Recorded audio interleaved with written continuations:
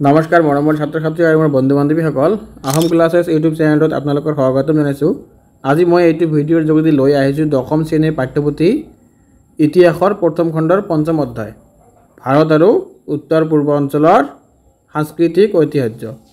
ছাত্ৰ ছাত্ৰীসকল ভিডিঅ'টো স্কিপ নকৰাকৈ তোমালোকে গোটেইখিনি চাবা আৰু যদি মোৰ চেনেলটো ছাবস্ক্ৰাইব কৰি দিয়া নাই মোৰ চেনেলটো ছাবস্ক্ৰাইব কৰি ৰাখিবা, এনেকুৱা ধৰণৰ ভিডিঅ' পাই যাবা আৰু লাইক কমেণ্ট শ্বেয়াৰ কৰিবা। ছাত্ৰ ছাত্ৰীসকল মই তোমালোকৰ এই পাঠ্যপুথিত থকা গোটেইখিনি কুৱেশ্যন লৈ আহিছোঁ, ভিডিঅ'ত দি দিছোঁ।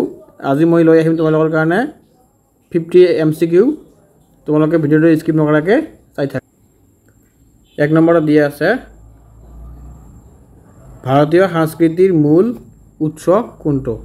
ভাৰতীয় সংস্কৃতিৰ মূল উৎস হ'ল আমাৰ হিন্দু সভ্যতা। তাৰপিছত 2 নম্বৰত দিয়া আছে আমাৰ ভাৰতীয় সংস্কৃতিৰ বৈশিষ্ট্যৰ অন্যতম কোনটো? ভাৰতীয় সংস্কৃতিৰ বৈশিষ্ট্য হ'ল এটা একতাৰ মাজত বহুতত্ব। 3 নম্বৰত দিয়া আছে ভাৰতীয় সাহিত্যৰ প্ৰথম লিখিত গ্ৰন্থ কোনটো? ইয়াৰ উত্তৰটো হ'ব বেদ। তাৰপিছত 4 নম্বৰত দিয়া আছে পঞ্চতন্ত্ৰ গ্ৰন্থ কোন ভাষাত লিখা হৈছে? ইয়াৰ উত্তৰটো হ'ব আমাৰ সংস্কৃত ভাষাত লিখা হৈছে। 5 নম্বৰত দিয়া আছে আমাৰ অশোকৰ স্থাপত্যৰ সৰ্বাধিক প্ৰসিদ্ধ উদাহৰণ কোনটো? ইয়াৰ উত্তৰটো হ'ব সাঁচী স্তূপ। তাৰপিছত 6 নম্বৰত দিয়া আছে আমাৰ ভাৰতে ভাস্কৰ্য শিল্প কেতিয়া অগ্ৰগতি লাভ কৰে? ইয়াৰ উত্তৰটো হ'ব মৌৰ্য যুগত। 7 নম্বৰত দিয়া আছে অজন্তা গুহা কোন ক্ৰমৰ শিল্পৰ বাবে বিখ্যাত? ইয়াৰ উত্তৰটো হ'ব চিত্ৰকলা। তাৰপিছত 4 নম্বৰত দিয়া আছে আমাৰ নাট্যশাস্ত্ৰৰ ৰচক কোনজন? ইয়াৰ উত্তৰটো হ'ব ভৰত। তাৰপিছত 9 নম্বৰত আছে আমাৰ ভাৰতৰ শাস্ত্ৰীয় সংগীতৰ মূল কিমান ধৰণৰ আছে? ইয়াৰ উত্তৰটো হ'ব দুই ধৰণৰ আছে, হিন্দুস্তানী আৰু কৰ্ণাটকী সংগীত। 10 নম্বৰত দিয়া আছে আমাৰ ভাৰত মুনিৰ নাট্যশাস্ত্ৰ কিমানটা ৰসৰ বৰ্ণনা আছে? এই এনচাৰটো হ'ব ডি নম্বৰ 9টা। তাৰপিছত আমাৰ 11 নম্বৰত দিয়া আছে মহাভাৰতক কিমান শ্লোকৰ মহাকাব্য বুলি কোৱা হৈছে? মানে মহাভাৰতত আমাৰ কিমানটা শ্লোক আছে? ইয়াৰ উত্তৰটো হ'ব 1 লাখ। 12 নম্বৰত দিয়া আছে গীত গোবিন্দৰ ৰচক কোন? গীত গোবিন্দৰ ৰচক হ'ল আমাৰ জয়দেৱ। ছাত্ৰ ছাত্ৰীসকল এইটো খুবেই ইম্পৰ্টেণ্ট, তোমালোকৰ 1 মাৰ্কৰ কাৰণে মেট্ৰিক পৰীক্ষাত আহি থাকে এইবিলাক কুৱেশ্যন। 3 নম্বৰত দিয়া আছে তাজমহল কিহৰ উৎকৃষ্ট উদাহৰণস্বৰূপে লিখা? তাজমহল হ'ল মোগলৰ স্থাপত্য, মানে মোগলসকলে তাজমহল প্ৰতিষ্ঠা কৰিছিল। ভাৰতে যোগশাস্ত্ৰৰ আদি প্ৰৱৰ্তক কাক মনা হয়? ইয়াৰ উত্তৰটো হ'ব পতঞ্জলীক। তাৰপিছত ভাৰতৰ জাতীয় নৃত্য কোনটো? ইয়াৰ উত্তৰটো হ'ল ভাৰতৰ জাতীয় নৃত্য হ'ল ভাৰত নাট্যম। 6 নম্বৰ দিয়া আছে মেঘদূত কোনজনৰ ৰচনা? মেঘদূত আমাৰ কালিদাসে মেঘদূত ৰচনা কৰিছিল। 17 নম্বৰত দিয়া আছে আমাৰ ভাৰতে বৌদ্ধ ধৰ্মৰ প্ৰসাৰৰ সময়ত চিত্ৰকলাৰ বিশেষ বিকাশ হোৱাৰ ঠাই কোনটো? ভাৰতত বৌদ্ধ ধৰ্মৰ প্ৰচাৰৰ সময়ত চিত্ৰকলাৰ বিশেষ হৈছিল অজন্তা গুহাত। অজন্তা গুহাত চিত্ৰকলাৰ বিশেষ দেখা গৈছিল। ঋগ্বেদত কিমান চক্ৰ আছে? ইয়াত 1028টা আছে। তাৰপিছত 19 নম্বৰত দিয়া আছে আমাৰ অমৰ কোষৰ ৰচক কোন? অমৰ কোষৰ ৰচক হ'ল অমৰ সিং। অৰ্থশাস্ত্ৰৰ ৰচক হ'ল আমাৰ চাণক্য। এইটো খুবেই ইম্পৰ্টেণ্ট তোমালোকৰ 1 মাৰ্কৰ কাৰণে। 21 নম্বৰত দিয়া আছে অসমৰ সাহিত্যৰ আদিৰ যুগ কিহক কোৱা হয়? অসমৰ সাহিত্যৰ আদিৰ যুগ চৰিত পুথিৰ যুগ বুলি কোৱা হয়। 22 নম্বৰত দিয়া আছে শ্ৰীমন্ত শংকৰদেৱ কোন ধৰ্মৰ প্ৰচাৰ আছিল? শ্ৰীমন্ত শংকৰদেৱ বৈষ্ণৱ ধৰ্মৰ প্ৰচাৰ আছিল, আমি সকলো জানো। এইটো 1 মাৰ্কৰ কাৰণে খুবেই ইম্পৰ্টেণ্ট। 23 নম্বৰত দিয়া আছে অসমত ভাওনা আৰু অংকীয় নাটৰ জনক কোনজন? অসমত ভাওনা আৰু অংকীয় নাটৰ জনক হ'ল শংকৰদেৱ। 24 নম্বৰত দিয়া আছে আমাৰ অসমত সত্ৰীয় নৃত্য কাৰ দ্বাৰা প্ৰৱৰ্তন এই আনসাৰ হ'ব শংকৰদেৱৰ দ্বাৰা প্ৰৱৰ্তিত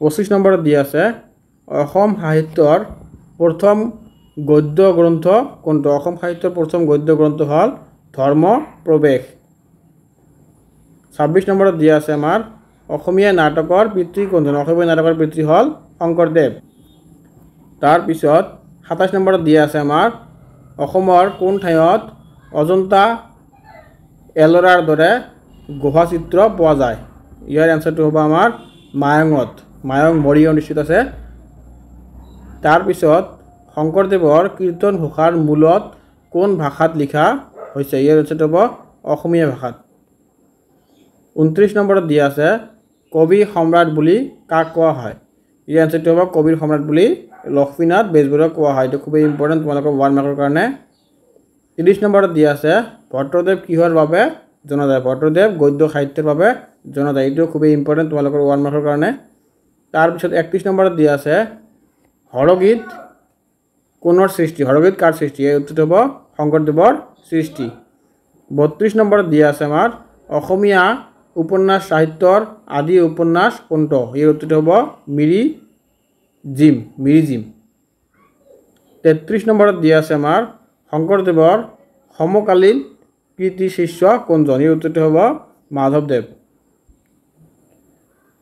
34 নম্বৰত দিয়া আছে নামঘৰ কিহৰ কেন্দ্ৰ নামঘৰ আমাৰ সমাজ ধৰ্মীৰ কেন্দ্ৰ 35 নম্বৰত দিয়া আছে আমাৰ অসমীয়া নৃত্য সংগীতৰ অহলাৰ গীত কোনৰ সৃষ্টি অহলাৰ গীত কাৰ সৃষ্টি কৰিছে ইয়াত এনসাৰটো হ'ব মাধৱদেৱৰ তাৰ পিছত চৰাইঘৰ নামত জনাজাত স্থাপত্য কোন ঠাইত আছে চৰাইঘৰ আমাৰ শিৱসাগৰত আছে 37 নম্বৰত দিয়া আছে আমাৰ অসমত বৰগীতৰ প্ৰৱৰ্তক কোন বৰগীতৰ প্ৰৱৰ্তক আমাৰ অসমত হ'ল শংকৰদেৱ তাৰ পিছত উত্তৰ পূৰ্ব অঞ্চলৰ বিখ্যাত ওয়াংখু নৃত্য কোন গোষ্ঠীৰ ওয়াংখু নৃত্য আমাৰ নাগা গোষ্ঠীৰ তাৰ পিছত 39 নম্বৰত দিয়া আছে আমাৰ বিহু নৃত্যৰ মূলত কোনৰ সংগে জড়িত মানে কাৰ লগত জড়িত ইয়াৰ উত্তৰটো হ'ব বিহু নৃত্য আমাৰ কৃষিৰ লগত জড়িত তাৰ পিছত আমাৰ 40 নম্বৰত দিয়া আছে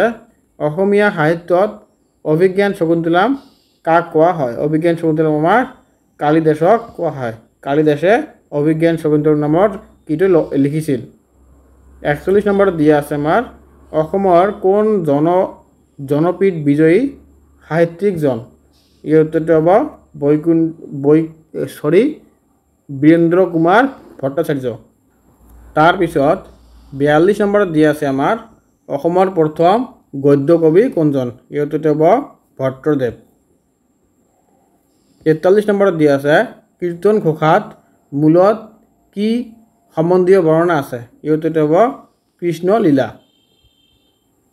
44 নম্বৰত দিয়া আছে অসমীয়া চলচ্চিত্ৰৰ জনক কোন অসমীয়া চলচ্চিত্ৰৰ জনক হ'ল জ্যোতিপ্ৰসাদ আগৰৱালা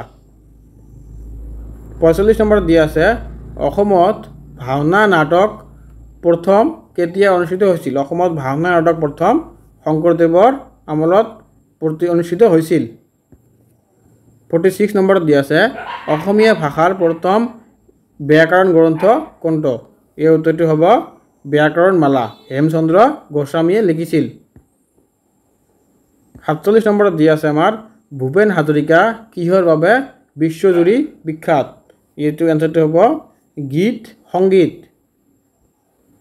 বিহু মূলত কিমান প্ৰকাৰৰ আমি জানো বিহু কেই প্ৰকাৰৰ আছে আমাৰ বিহু 3 প্ৰকাৰৰ বহাগ বিহু কাতি বিহু আৰু মাঘ বিহু 49 নম্বৰত দিয়া আছে আমাৰ অসমত কামাখ্যা মন্দিৰৰ কোন স্থাপত্যৰ উৎকৃষ্ট নিদৰ্শন এইটো আনসাৰ হ'ব আমাৰ হিন্দু স্থাপত্যৰ 50 নম্বৰত দিয়া আছে আমাৰ শংকৰদেৱে কোনে মাধৱদেৱক শিষ্যৰূপে গ্ৰহণ কৰিছিল মানে শংকৰদেৱে কাক মাধৱদেৱক শিষ্যৰূপে গ্ৰহণ কৰিছিল এনসাৰটো হ'ব মাধৱদেৱক ছাত্ৰ-ছাত্ৰীসকল মই তোমালোকৰ কাৰণে আৰু এটা ভিডিঅ' লৈ আহিম এই 51ৰ পৰা তোমালোকৰ এখলৈকে যিমান কোৱেশ্চন আছে মই তোমালোকৰ ভিডিঅ' আৰু এটা লৈ আহিম তোমালোকে মোৰ চেনেলত গৈ কিনে ভিডিঅ' 1 বুলি দিয়া আছে ভিডিঅ' 2 পঞ্চম অধ্যায়ৰ ভিডিঅ' 2 এনেকুৱা দিয়া আছে তোমালোকে চাব পাৰিবা ধন্যবাদ।